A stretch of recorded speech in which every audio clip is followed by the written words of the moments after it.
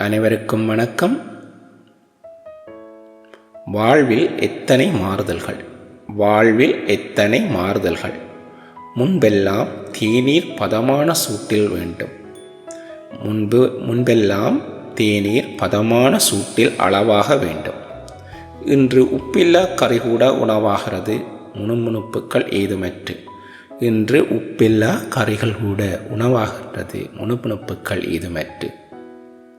சுவை அரும்புகளும் மாறிவிட்டனவா, இல்லை பழகிவிட்டனவா, இல்லை கழித்து விட்டனவா வாழ்வை மனது, இல்லை கழித்து விட்டனவா வாழ்வை மனது தெரியவில்லை.